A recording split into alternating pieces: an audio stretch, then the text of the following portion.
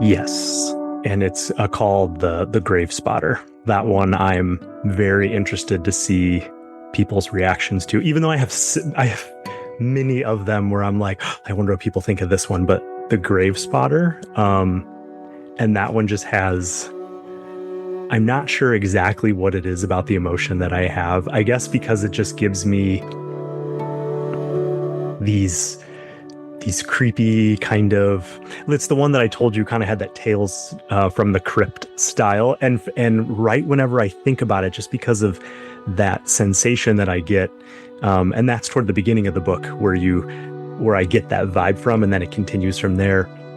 It's just nostalgic. It just makes me think of that was a show that was popular, that was on when I was a kid. So it just gives me this nostalgia and this excitement for that, and just kind of that 90s horror kind of I guess sensation. So that's the one that I probably am really excited for people to tell me, oh, I just started this one, and I'm like, oh boy, all right, you got to tell me when you're done. So everybody, welcome back to Living the Next Chapter author podcast. You get to meet great authors. This author reached out to me, and not only am I excited to talk about this author and his journey and his books and everything that he's up to, he also kind of slipped in that he listens to the show. And I'm like, well, that made me super happy. And I did a little dance, not on camera, no proof, but I did a little dance. Been really happy that someone who listens to the show reached out, and they're an author. And I'm excited to have Chris here on the podcast. Chris, welcome to Living the Next Chapter. A listener turned guest. This is so cool. Welcome. Yes. Come on. Yes. Thank you. Thank you, Dave. It's awesome. Yeah. It's a very weird and nerve-wracking feeling to go from being a listener to being on there, and you're like, whoa, maybe I'm making it if I'm actually on the podcast that I listen to. Wow. So, yeah. Well, to talk to me personally, the bar is a little low, but I'm so excited to have time with you, Chris. It's really exciting to meet you, and we've had a chance to do like a little pre-chat together, so we know a little bit about each other, but we're going to get into it today and talk about your journey. I don't get the opportunity to do this very often, Chris. So I'm gonna ask you a couple questions about the show, because when somebody puts their hand up and say, I listen to your show, my immediate thing is, how did you originally find the podcast? Like, did you find it on Apple or Spotify, or did somebody tell you about the show? Because I want to do whatever you say and do more of it. Okay. Do you recollect, like, how did you actually find Living the Next Chapter originally? Yes. So, of course, I'm a writer, but I'm also an interested reader. So that being the case, I listen to a lot of reading and writing related podcasts. So I did find it on Apple Podcasts, and I was specifically searching for things of reading and writing related podcasts. And I came about you that way. And actually, when I was digging into different podcasts, part of it was, as an author, I like to hear what other authors have to say about their books. Sometimes you get your podcasts where it's like Book Riot and like the book review and things, and they give review of books, and it's like, that's great. I'm always looking for my next read. But I also like to hear the stories of authors as an aspiring one. It helps ground, you as a person, because you get the imposter syndrome, and you're like, can I do it? Can I not do it? And hearing everyone's stories, and then some of their inspirations is quite inspiring itself. So for me, I went to Apple Podcasts. I found a couple of different podcasts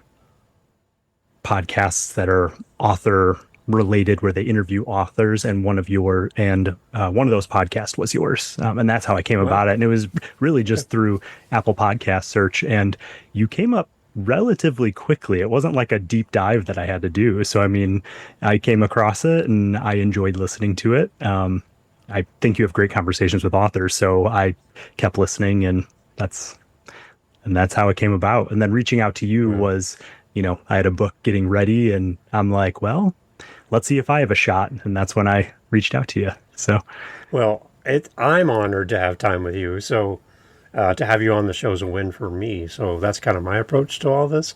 Yeah. And I started this show to do exactly what you said. I wanted to encourage authors that if you feel alone, you feel like you don't know what you're doing, and if you could have, the reason why I do this at the beginning with you and with my guests is I want to honor the authors that come to each episode. Mhm. Even if the book we're talking about might not be relatable for you as a reader and an author, the stories we tell and the questions we talk about at the beginning with our guests are author focused.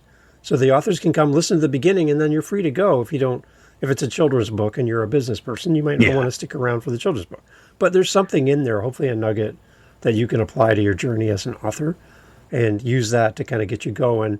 So now you not just you get out of the seat of the listener, you get into the seat of the guest. So I'm going to do this with you. For the authors that are listening to the show, they're here, Chris. They just want to, just like you, they want to get inspiration. They want to find their path as an author. They're still learning. I always kind of equate it to a marathon. You've crossed the finish line. You have done more than they have. They bought a pair of shoes. They're brand new, and you're done. Right? You've done this. So you've learned something. You've had to learn something in the process. Oh, yes. So what would be helpful to an author listening today from your perspective that maybe you don't hear often enough or would be helpful to a new author? How can we encourage an author today? Yeah. So the first thing, everybody always hears the advice, write every day and you have to write so many words a day. I have a mentality for me. So I'm going to put this part out there because that's advice they hear a lot, but I want to put a different spin on it because for me, probably once a year I read On Writing by Stephen King. It inspires the crap out of me. However, he does say in there, write every day. He writes like 1,000 words a day. That's like a really common word count that you hear. But if you have a full-time job, you have kids, you have a family, you do all these other things, mentally you just don't feel like you can. And I know for me, it became defeatist because I would set that goal for myself. And instead of facing that computer and knowing I wouldn't hit 1,000 words, I just didn't do it. I didn't show up. So I think the most important thing is just show up and write something. Even if you stare at the blank page, you showed up. I mean, and that's kind of like the main thing, because what I did at that point is I'm like, you know what? I'm going to set my writing goal at 100 words a day. That's 2 paragraphs. And it's like, sometimes that's a lot. That can be a struggle. But other times I'm like, I'm exhausted from work, but I'm going to go ahead and do it. I start writing. And more often than not, I almost hit 1,000 words every time I sat down. But because I wasn't setting that goal and holding myself to that expectation that if I don't do this, then I'm failing, I was able to reach that, and I wasn't afraid to approach the computer. And it's really a mind game because from a lot of people, they might go, well, that's kind of silly. But there are a lot of people out there who may have that mindset that they're like, I would rather not face the failure. And so I'm just going to opt out today because I'm too tired. So that was a big thing for me, is just changing the narrative on common advice you hear. And so mine would be is when someone's saying write every day, just show up every day. Even if you write one sentence, it's a sentence more than you had the day before. And the point is that sitting in front of the computer builds the habit. Protect that time for yourself in the morning with coffee, after work, whatever it is, just tell your family, your friends. If you live in a space by yourself, then turn off your phone and say, I'm just going to show up for, let me give myself 15, 20 minutes minimum and just see what happens.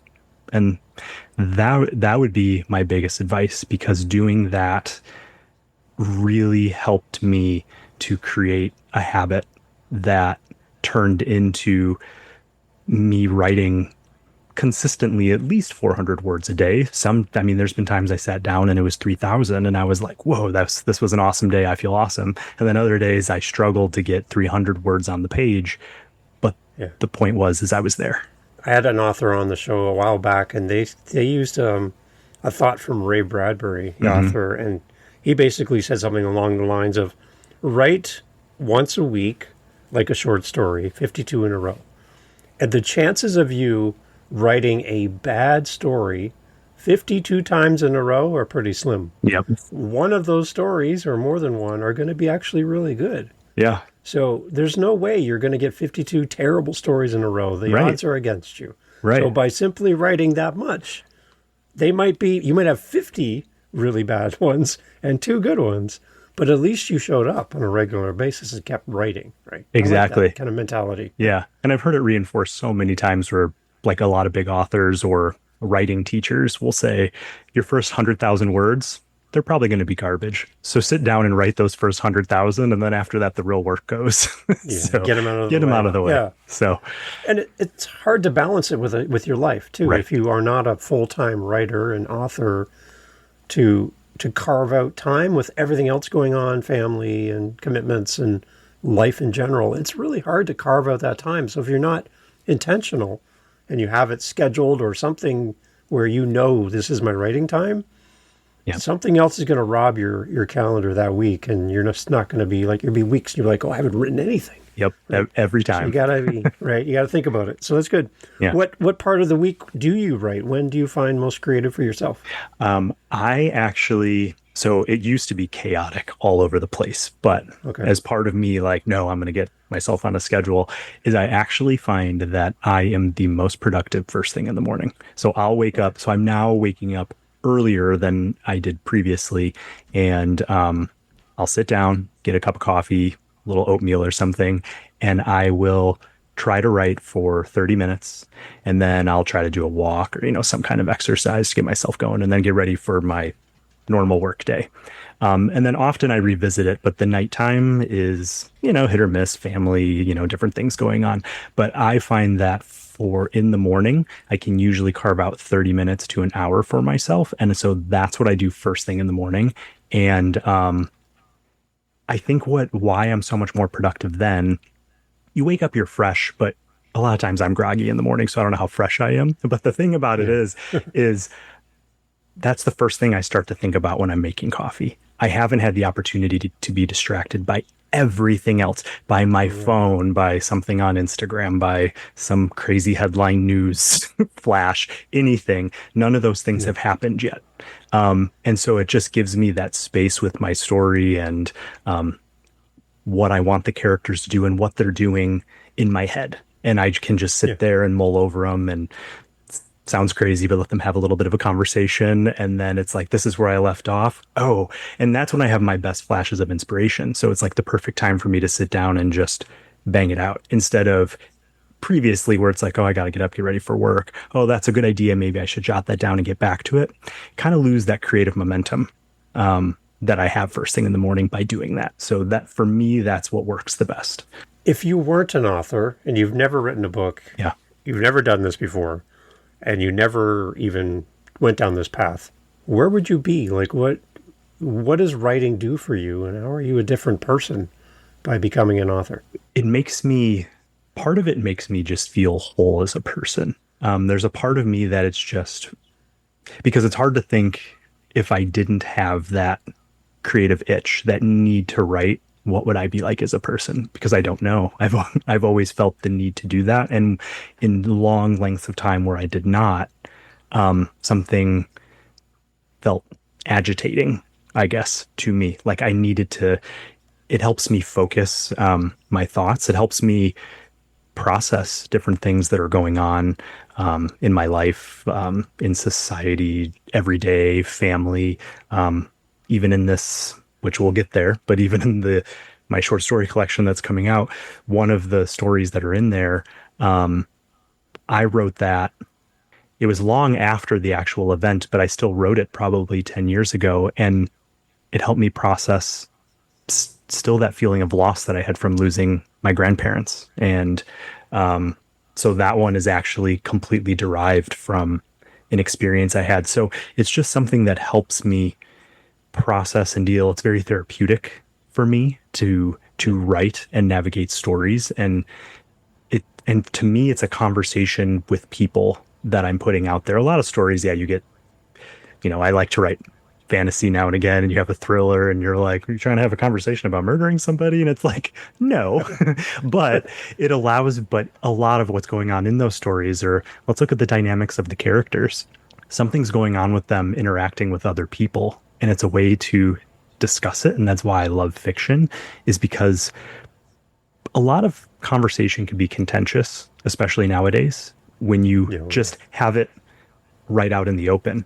But people drop their guard down for fiction, and they're able to empathize with people by reading it and seeing something happening to people that they start to connect with, because they're like, I'm just reading a story. I'm not having somebody in my face challenging me about a subject. Yeah. And so all of those different facets is what makes writing so important to me, because it just helps me communicate and process and have a conversation with the world, whether it's about something I'm processing or something I'm going through or something that I see that it's like I just want people to think and Okay. consider. Yeah. All right. So this becomes your platform. The stories become a method to translate your thoughts and your ideas into the world. But if there was like an underlying foundation to what you do and what you write about, is there like a common thread through all the things that you're trying to write? No. Okay, good. Because my stories can be all over the place. And I, Okay. not wholly all over the place, but I don't write one specific genre. So generally something's by a flash of inspiration. And so some stories might be unrelated to something dwelling on my mind, more so that it's, oh, I saw this painting and it made me think of something. But then as the story developed, the characters, stories take a long time to write. So then there might be something in my world that I start incorporating into a character as a way for me to process it and go through, like, maybe figuring out something in my own life that I'm trying to communicate or something that I experienced, by putting it into a character. So let's talk about your collection of short stories. I'm curious about this because I don't always have authors on that write in this format, collecting short stories together like you're doing. What was the idea of doing it this way compared to maybe some of the other more, I guess, common ways that people would approach writing a novel? Why the short story route? Yeah. So I've always wanted to write a novel, but it was something that always intimidated me. So to actually sit down and write something humongous was like, "Ooh, I don't know that I'm ready." So I've always written short stories for years and years and years. And so I had started on a novel, but I was like, I have no idea how long this is going to take me. So always writing short stories, and some of those ideas grew larger. And probably about a year ago, I looked back at all of these short stories that I had, and I had maybe 25, 30 short stories just written. Some of them I was like, that doesn't need to see the light of day. And other ones I was like, I really enjoy these. I would really love to put them out into the world. The problem with them, as we already kind of discussed, my stories are maybe just by a burst of inspiration. There's not necessarily a common thread to them. So then it's looking at these and it's like, okay, I went through them and found these 14 stories that were my favorites, but they weren't really related in any way to each other. So I'm like, I don't really know how to put this into a collection that makes sense, because it's not like each story had a connecting character or they were all like horror stories or something like that of the same genre. And so when I started looking at these stories, I started grouping them together. It's like, okay, these ones are kind of melancholic. These are horror. This has, that kind of element to it. And then I realized I had some other ones that were a little bit all over the place, but the endings were happier. They seemed more hopeful. It's like, oh, it's not something dark that happened to somebody. It's something good. And after seeing that I had this thread, I was like, I do have a thematic arc here. Like, and that's where the title came from, was Menagerie in the Dark, because it's these collection of characters and they're following this arc going from dusk to the darkness of night, which are going to be horror stories, to dawn, where it starts a more hopeful trajectory with the idea that no matter how dark things get, there's a brighter day that comes. Dawn always comes. And so that was the thematic arc that I established. And it was really just through looking at the stories that I had. These were my favorites. These were ones I really wanted to share with people. And I realized this is how I can do it for this to make sense and it works. It's not just, oh, I had to find a reason to do it just so I didn't have a disjointed mess that I put out there where everyone's like, these Yeah. stories are everywhere. But they actually went together cohesively, which then ended up being a really exciting prospect to get this short story collection out into the world. And then, of course, that was a year-long process to actually get it edited and get it finished. But that's where the idea came from. So it wasn't from the get-go that I started out. I'm going to write this short story collection, and then I just went one after another. These, some of the stories are as old as 12 years old, and others are as young as 3 years old, but all of them were over the course of like 9 years of just randomly writing things that I ended up compiling. Is there a cohesive sense of your voice as an author through all the different years that's represented in the stories? Or do we kind of get a little sense of how you've grown as an author as well? I definitely think there will be some of them where you can maybe see me as a younger author versus a more experienced writer, but I did work with my editor on them, so there were some of them that had extensive revision. One story it was just a scene essentially. I thought it was this awesome scene. It will kind of remind you of like a Tales from the Crypt style. I was like, oh, this scene's awesome, and I wrote it, and it was maybe like 1,800 words. And she told me throughout that there were a few stories like this. She's like, you write really great scenes. However, we kind of get to the end of the scene, it's the climax, and then she's like, well, then what happened? She's like, and that was a big learning curve for me, because, and I'm glad that I never tried to tackle a novel at that point, because it's like, oh, like I can write a scene, but I'm apparently not doing a full story arc, because just because the story is short doesn't mean you don't have to hit all 5 beats. Like, you still need your exposition, you still need action, climax, falling action, the resolution. It all has to be there. So, that story ended up expanding to be 21,000 words or 22,000 words. So it went from 1,800 words to 22,000 and became a whole new monster. So yes, you'll see like my voice may be maturing, but some of them have been looked at with new eyes by me, to where I really dug deep into them. And I'm like, this scene's cool, but there's so much more I want to tell, but it'll still be a short story. So, Okay. yeah, so that's what ended up happening with those. When you collect a group of stories together in a book, how do you know who your ideal reader is if there's such variety across the stories? Do you have any idea of who you're writing to? That's something to keep in mind. So you don't want to go, and I didn't want to go too far off base, too far to the left or right, in terms of just directions that we're veering, right? So are we like, whoa, you're really horror, and then you have romance over here. So it's nothing so expansive in terms of crossing genre. I wanted to make sure when I was collecting it that they were closely related enough, in the sense that the tone would make sense. But looking at my writing in general, I have a similar tone, like with my writing style and my voice.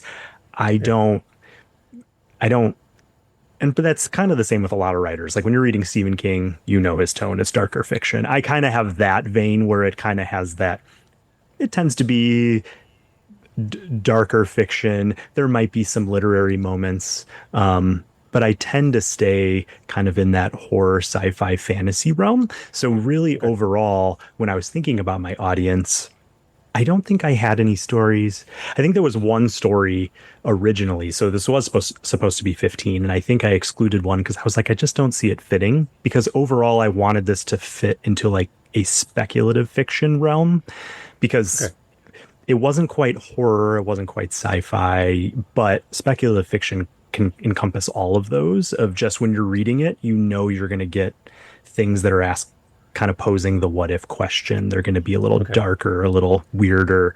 And so that was really the audience I was going for. And I think that's probably just who I write to in general. Is there an age group then I'm thinking of the reader listening to this going, who can I send this book to? Who can I buy this book for? Is there kind of an age range for this book? Definitely not for children. because there would be, profanity or, Yeah. with it being horror, there, Yeah. murder, Yeah. etc. So I wouldn't do it for a young audience, but older teen and up into that, young adult, it would be fine for, and up would be a fine range for the book. Yeah. That just kind of gives us some parameters as we're listening. Going, Yeah. I wonder if I can get this for my nephew Bob. Would he like this book? Oh, Bob is 7. Probably not for Bob, right? No, avoid it for Bob. There you go. Well, it's kind of nice because then they can kind of picture who this book could be great for. Yeah. What now that the book is done, what are you proud of? Like, go from an idea, a concept, writing these stories on their own, Yep. combining them into a book. At the end of the result of all this, what are you proud of the most when you look at this book?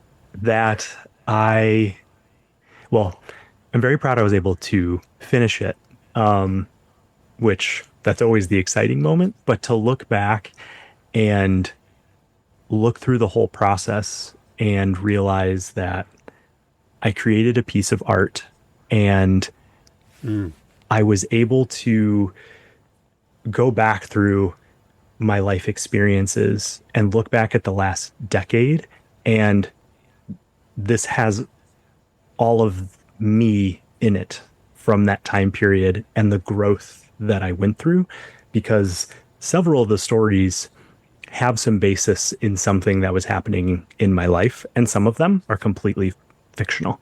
But by looking back at that and being able to look through the stories, any kind of novel that somebody writes, it has their blood, sweat, and tears of actually writing it and banging their head trying to think, oh, how am I going to move this forward? But this collection has like a part of me, my emotional state, things that I, being able to read certain stories, I'm able to identify where I was in my life at that time when I wrote it, because I wrote it, and maybe readers won't. But for me, the proud moment is it's a story I'm proud of. And it's like, this is what I've always wanted to do with my life, is to be a writer. Yeah. And even though it doesn't feel like it up to this point, because a book is coming out now, all that time leading up to now, I was still working to get here. Yeah. And it doesn't feel like missed opportunity and missed time, because this is a story that maybe I wrote 10 years ago and it's in here, which means the last decade I was working toward this. It's the finish line. Yes. Right. For a lot of things, and you kind of wrapping this up, which now leads to the next thing. But I asked you earlier, like, what the common thread was for all these different stories, and both you and I kind of talking through it, it's kind of hard to make a connection. But as I'm listening to you, I think the common thread in all of this for all these different stories is you. Yeah. You're the common thread. Yeah. Because they all came from you. So even if the stories don't like go together story-wise, story to story, you're that common thread. Yeah. So I think that's what ties all this together. Yeah. I'm glad we talked that through. It's always good to have that light bulb moment after a conversation. Right? Because if it wasn't for you, these stories wouldn't be here. So I think that might be their secret sauce. Yeah. Right? So, and without my life experience, a lot of these I wouldn't have gotten the ideas for, because some of them may have just been something that I saw, I witnessed. Maybe part of it happened to me and I turned it into something crazy in terms of a story. But it's like, if I didn't live that, it wouldn't exist. In the moment, I'm putting you on the spot here. Yeah. From those stories, is there a story you're excited for the reader to read for the first time? Like when somebody says to you, "Oh, I'm on chapter 3," and you're like, "Oh, I can't wait to get to chapter 5. You're gonna love chapter 5." Like, is there a story that's kind of in your mind right now that you can't wait for your readers to read for the first time? Yes, and it's called the Grave Spotter. That one I'm very interested to see people's reactions to, even though I have many of them where I'm like, I wonder what people think of this one. But the Grave Spotter, and that one just has, I'm not sure exactly what it is about the emotion that I have. I guess because it just gives me these creepy kind of, it's the one that I told you kind of had that Tales from the Crypt style. And right whenever I think about it, just because of that sensation that I get, And that's toward the beginning of the book where I get that vibe from, and then it continues from there.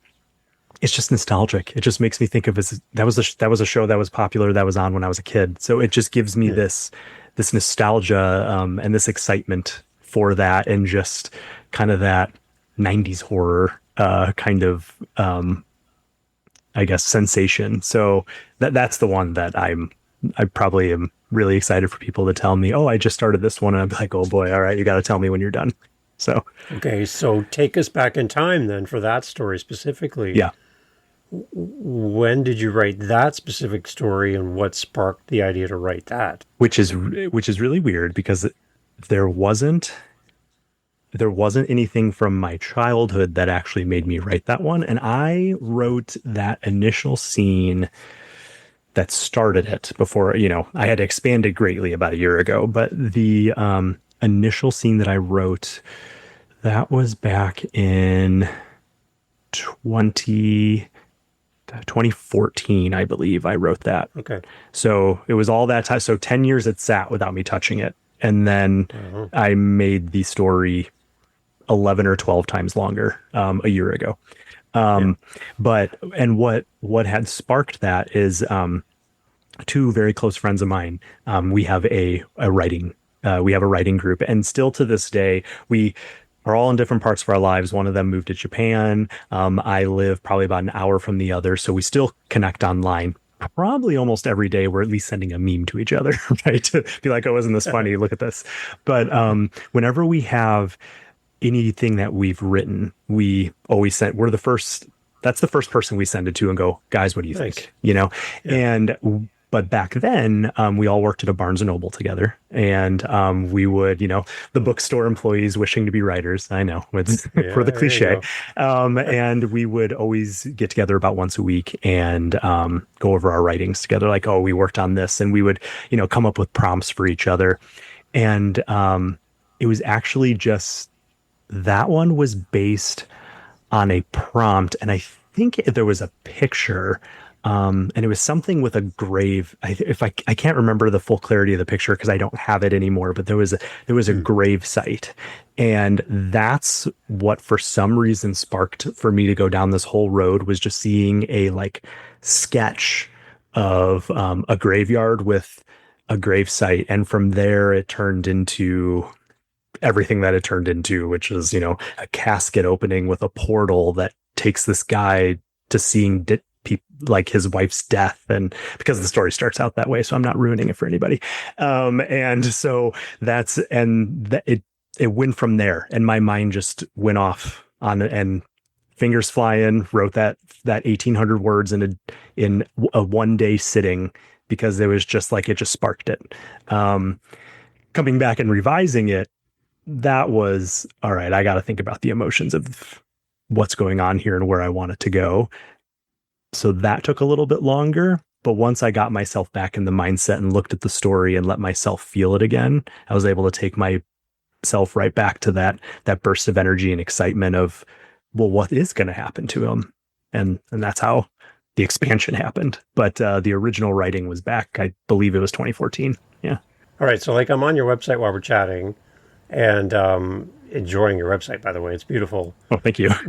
Talk a little bit about, I'm seeing Lazarus. What is Lazarus? Let's talk about this too. Come on, a little bit about this. So that is a novella that I published. So that is my first thing that I published, and that was back in 2023. And so that one is, again, that was a burst of inspiration by something that I just saw that was happening out in the world. So essentially what's happening in that story is there's a company, and they take plasma from younger people and give it to older people to make them younger. And of course, that sounds very science fiction-y, because it is, and a supernatural element comes into it as this story goes on. But what inspired this was a CBS news article that I read, and I wrote that story when the pandemic started. I believe I remember distinctly being stuck in our apartment in West Loop in Chicago. And it's like, all right, well, it's April. I can't go outside. For some reason, people are buying all the toilet paper and paper towels for no apparent reason because this isn't a disease that makes you do that. But anyway, Yeah. so it's like I'm inside and I saw an article about a company that lost, I don't know if they had FDA approval or I would have to revisit the article, but they either had FDA approval or it was either taken away from them or it was denied them. And it was a company that was doing exactly that. Younger people can come in and donate their plasma, and it was treated like a luxury cosmetic item Oh, by like wealthy older people, and they were having it injected into them thinking, oh, this makes me younger. And I think the company might have been called Ambrosia or something. I don't know. It was something like that. And I was like, well, that's kind of interesting. So I was like, let's expand on this. And I started writing the story. But the donors in Lazarus are not younger people that are donating their blood. The company is portraying it as that happening, but it's actually children that are being abducted. oh no, Yeah. really? Okay. Yeah. And so they're being forcibly taken, and it's those in society that are generally forgotten about, homeless and that type of thing. Yeah. And so, of course, it has a good ending. It sounds doom and gloom in the beginning, but the ending is rewarding in terms of it not being awful considering the way the Okay. premise starts. But that is the start of it is they are taking plasma from these young children and they're using it for people and treating it like it's this next beauty serum that will cure all diseases, a cure all for everything. And it is helping Yeah. people, but it's also causing problems. And the company's lying about where they're sourcing it. So that's what that story is about. Interesting. Yeah. Okay, so we got two books to start with from you, and you're going to continue writing, which we're going to get to in a second. But Yeah. for you as an author, like, do you see yourself just continuing down this path? Is this going to be something you're going to be doing long term, and you're going to be living your next chapter? Name of my show inserted here. Is that kind Yes. of where you want to go with this? Yes. Yes, absolutely. Like this is my dream. It always has been is to be able to be an author and make a full-time living off of it. And it's a lot of work. But one day I'll get there. It's just Okay. persistence and keep working at it and putting those books out. So, and those stories. I have a question for you that's designed to feature the people closest to you in your family, in your life, in your circle who cheer you on. But who are those people for you? What do they mean to you as an author as you chase this dream and you're actively doing it, so it's working? Yeah. What the people closest to you, what do they mean to you as you chase this path as an author? Well, they mean everything. That's for sure. And they they're always there cheering me on, and that is the important thing is having that support and having them be able to understand that yes, I love doing family theme things, but sometimes I need to shut myself away because Yeah. this is the only way for me to chase my dream. And it's a hard balancing act because I am a dad. And Yeah. my daughter's 12 and she's probably my biggest cheerleader. I don't know. My mom's pretty close too, but she every time I have a book coming out, tell me about it, Dad. Can I read it? Oh, and she Well, just wants to good. talk about it. She tells her friends about it. She's like, oh, my dad has a new book coming out. And then it's, oh, Dad, do you want to do this? And it's like, and so then, that kind of pulls on the heartstrings of it's like, oh, yeah, I want to do this, but I need to work on this writing thing because once I can do that full time, it's that whole struggle with time. If I could do that full time, then I don't have to do it at night. But for me to get there, let's just talk about and arrange. And that's the important thing is just communicating with my husband and my daughter of, okay, Yeah. we're going to, let's plan some family time, but I do need this time. And that's the biggest thing is just communicating with them of this is something I need to do and we'll arrange all sorts of things to do together. and have family time, even just like, oh, we're going to watch a TV later and have dinner. Can you please make dinner? Just let me do this from this time to this time. Then I'll come down and help with this, and this is the time we'll do that, and just talking it through so that we all try to arrange, because everybody, especially like she's 12, she's getting older, she has her time where she's like, I want to talk to my friends, I'm going to FaceTime, I'm going to go outside and do that. And it's like, okay, well, let's arrange that so that you're doing that while I need to write, and then I can actually see you and not feel like I'm missing out on everything, because I have to shut myself away to write. It can be isolating, but it can also be something that you could do in a community. So I don't always have to do that. Noise canceling headphones do wonders these days. So, sometimes they're watching a movie and I'm like, I don't want to watch that movie, but I want to sit with you guys. So just put on the noise canceling headphones and I'm good. And just be with you. Yep. And for your people that you write with, your little group that you have. Yeah. What does it mean to have their support as an author as well? It's an incredible thing to have as an author. And you'll hear a lot of authors talk about, the value of writing groups, or those people that you can go to be your first readers. And to have them there, especially, you don't have to have a college degree in English to be a writer. I think a lot of times people get caught up in the education component, and it's like you can teach yourself how to do anything just by working at it. And I remember both of them had gone and have English degrees. So I always felt very self-conscious with my writings, even though they were my friends. But I felt self-conscious about them because it's like, ooh, well, they know how to edit better than I do. And, maybe the grammatical, like the very specific college level grammatical and, theories behind things. And it's like, when it all comes down to it, that doesn't matter. And it didn't matter to them. And it was just me internally. But by having them also be dedicated writers and really focused on that, it was amazing to have two people that I could go to that could look at my things critically, but because they're close friends, which can be a problem for a lot of people. Sometimes close friends and family, everything they tell you do is wonderful. So definitely don't want to get caught in that, because then you're like, oh, I'm actually putting something that's terrible out there and I don't know because everyone's telling me it's wonderful. With them, we were all learned how to look at each other's work and give that feedback in the constructive way that is necessary to move it forward.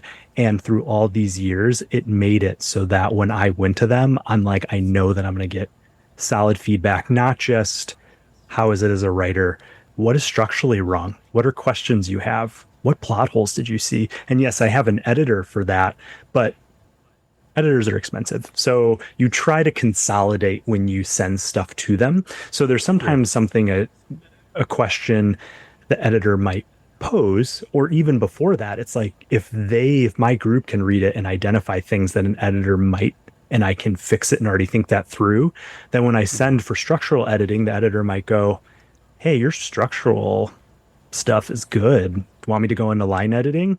Perfect, because that just is less rounds of editing I have to go through, right? So that has meant so much to me, to have people that I can trust to send that to, that will actually look at it with that critical eye and give me the feedback that has helped me grow over the last 12, 15 years. I mean, looking back at stuff I wrote 15 years ago, it's some of it I'm like, oh gosh, that's embarrassing. But then other things, now I read some stuff and sometimes I read it and have to remember I wrote it, and I was like, wow, sometimes I can actually write something that sounds pretty good. I could turn a phrase every once in a while. So that feels nice, So nice. Yeah. So having just that support group to help me get there is means the world. And as you listen to this, as you hear Chris talking, you know who you are. So thank you for being in Chris's corner and giving him that support. I know he means a lot to him and his journey. So as you listen to this, thank you. Yes, thank you. Chris wouldn't be where he is at this point without you. So you made it easier for him in the process. So thank you for that. Absolutely. I have a question to wrap up, Chris, at the end. But before I do that, take us to your website where we can follow your journey. More stuff to come in the future from you. But where should we go? Where should we send our listeners and our readers? Yes. So to chriskauzlarich.com. So it's just my first and last name. I will spell it out because my last name is not easy. So it's Chris, so Chris, and then Kauzlarich. That's Kauz as in zebra, LARICH.com. And I also am on Substack. Same name, just search under Chris Kauzlarich and you can find me there. That's a new edition. So there will be new articles and things coming out there as I moved my newsletter to there because it just seems easier to navigate than using MailChimp for me. So there you go. Yeah. Good. Yeah, that's an interesting place. I just signed up there as well from a podcasting perspective. So oh, awesome. Come over and follow your journey. That'd be great. I connect with you there. Yeah, I'm going to look for you on there too. Good. I've only been on 3 days. Chapter, so 3 days? Oh, you're an expert then. You've been on, so great. So yeah, living the next chapter, I have to ask as we leave the door, Chris, my audience wants to know, like, what's coming down the road for you. We want to celebrate, obviously, the launch of your books and all the great stuff. But we do want to know that you're working on new projects. Can you give us a little insight on maybe what we can anticipate and maybe a little bit of a timeline from your best perspective on what is coming down the road for us as readers? Yes. So I have several ideas that I've outlined, like very loosely outlined, but I am actively writing a thriller right now. The working title for it is called In This Town. And I just started revising it. So working on my second draft, going through structural revisions. I just got my notes back from my editor like 4 or 5 days ago. So freshly digging into it. It's 95,000 word book, so that's somewhere close to 300 pages in terms of like novel terms. So a lot to dig in there, but really great feedback, really great questions, and just small threads that my editor pointed out to wrap up. So I'm really excited to dig into those and expand on those more. I'm hoping to finish revisions on this particular draft by the end of summer, but usually it goes back and forth a few times. Like Menagerie in the Dark, the short story collection. I mean, that was five drafts before that was done. So I'm thinking my goal is to have all drafts and getting it ready to start prepping it to go out into the world, whether it's querying agents or, publishing it through my imprint by next summer. That's the goal. So very excited about that. So that's exciting. And I'm sure the audience is eagerly awaiting the next book. So my challenge for everyone listening, as you buy Chris's books, plural, and the third one coming up soon, that you leave a great review. I know Chris would love to hear your thoughts about the book. It also helps other people who see your words about Chris's writings and encourages them to purchase it as well. So that's our gift back to authors, is to leave that great review. So Chris, again, thank you so much for being on the show. Thank you also for listening to the show. Like, again, I feel like I need to give you a hug or something, or some kind of prize. I need to find a prize. But being on here was a prize enough. So right? That's good. Just have me back when the other book comes out, and that's my prize. Now you get to listen to your own episode, which is going to be interesting. Yes. But yeah, thank you so much for being on the show.